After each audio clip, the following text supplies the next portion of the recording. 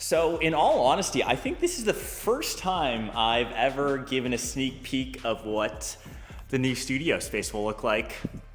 We're getting there. The biggest change you'll see here is the flooring that is currently going in. We're around 2/3 done and we've gone for white oak herringbone. I think it looks pretty sleek. Obviously what makes this place so special is these massive windows along the front. This, of course, is the rest of the house, separate entrance to the studio.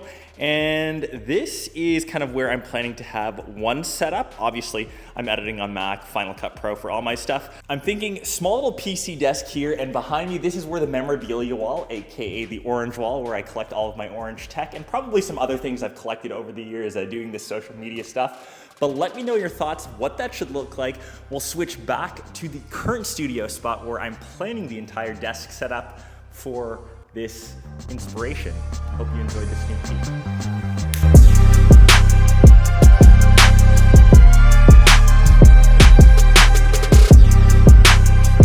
This is my current thoughts and inspiration for the build. So obviously this area needs no introduction. This is like, you know, the orange wall. This is what's made my studio super iconic for the past couple of years. This is where I'm drawing inspo from for my new place. A lot of the orange tech that you see, I've told you before, I've collected over the years. It just means a lot to me and I think it's super unique to, my channel. PCs, obviously really important. I do a lot of work on my Mac, but there's still some things like gaming. If I ever want to relive or revive my streaming career, I have to do that on a PC. So this particular build, which I'm planning to have, it's based around this desk here. This is one that I've also had for a couple years. I'm in the process of moving. I'd like something a bit bigger, but for this sake, I have it set up. This is from Artifox. It's a bit on the pricier end. It's made out of like a walnut solid wood. It's nice and premium, but I kind of like it. It's a bit moodier than my typical white oak / white themes that I usually have going on. It's got some nice little accessories. So it's got little hooks for headphones. It's got a nice little organizer on the back to help with cable management, something that I've always struggled with. But for the actual PC, the brains of it, I am running something new. So I've actually positioned this on the back. Maybe in my future setup, I can have it facing forwards, maybe on the ground. But this is a new pre-built. It's from MSI. It's the Aegis RS2, and I can already see like the first comment, if you're a PC person, you love to build your own PCs. Honestly, for me, pre-built PCs are just the way to go. It's just way less of a time hassle. It's just easy plug and play out of the box. I wish I had more time to tinker around with my own PC components, but pre-builts have come such a long way. You can get such good components out of them. And if you ever need to get them fixed, they're easy to just bring in for repair. So specifically, this machine is rocking the RTX 4080 Super. That's one step below their flagship, the 4090 series, but you can pretty much play any AAA title at 4K. I've been crushing some games myself. Some of my favorites right now have just been I'm the biggest Hogwarts fan, even though Hogwarts Legacy came out a while ago, still playing that a bit. Cyberpunk 2077 looks gorgeous on this OLED panel. I tried to revive my Warzone career, obviously playing that with a couple buddies, and even GTA. So I know that the new one is coming out. There's this poll running, will we get the new GTA or will my house finish first?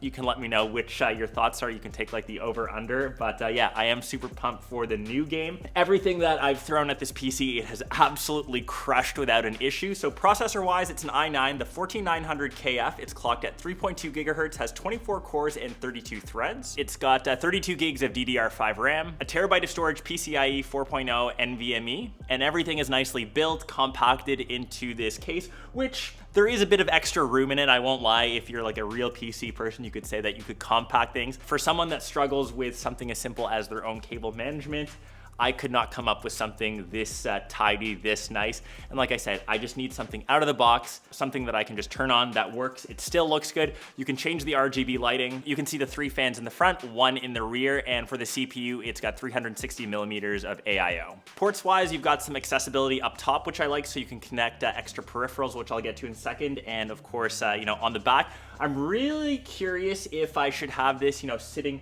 on the desk in the future, or if I should have it mounted somewhere underneath. Kind of let me know, but I'm still kind of planning that out.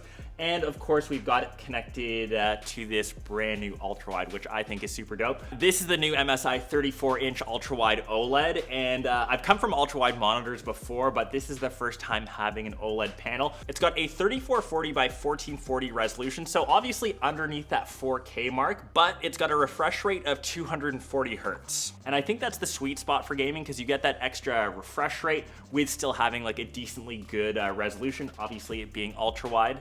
Any games that maximize that resolution, like if you're playing any racing games, having that extra wide screen really makes some of that gaming look a lot better.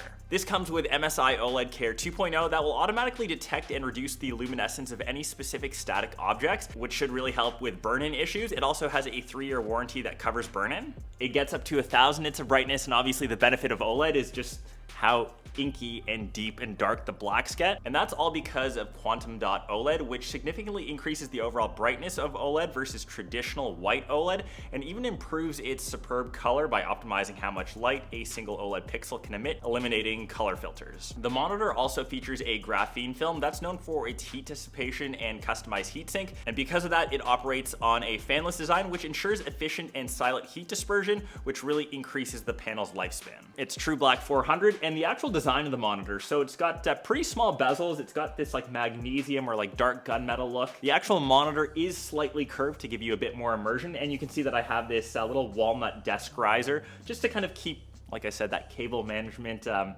bit more bearable since I am terrible at it. It's got these two like Y-yoked legs.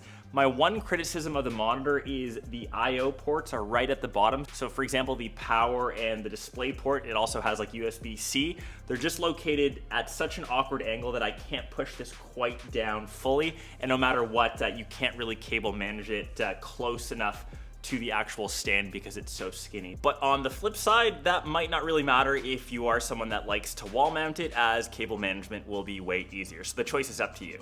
But overall, it's a very solid monitor, even doing like productive work, even when I switch from gaming to say, you know, managing my emails, managing all the stuff, you know, on the channel. It's great. It's got sub-pixel layout, so even like text when I'm reading it doesn't have any weird smudging. It's just crisp and very clear.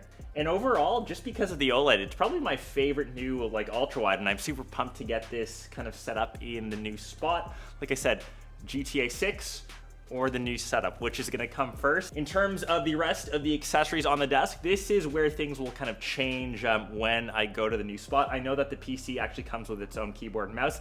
I've decided to use my own. This is honestly like a $69 mechanical keyboard, probably the best value. Like, take a listen to that for $69. This one's from Mchos. I'm just using a budget HyperX Pulsefire mouse. I think this thing is around like $50. I've got things like the riser. I've just got my camera since I was just shooting some content. I've got little Porsche stuff. I mean, there's Porsche memorabilia throughout this entire setup, but if I want to say, I'd like a microphone, I can just clamp onto the back of the desk. I can add extra little lights. Let me know some recommendations. I'm really looking to upgrade, I guess, like the accessory game, but this is like the main components, like the main guts of the new desk setup. Curious to hear what you guys think. Is the pre-built route the right way to go? Definitely super happy with the monitor. Hope you guys enjoyed it. Hope you enjoyed the sneak peek of the future studio. Not too many people have seen that yet. And yeah, can't wait to build new desk setups in that place soon. Catch the rest of you, hopefully, when my new studio is built. Peace.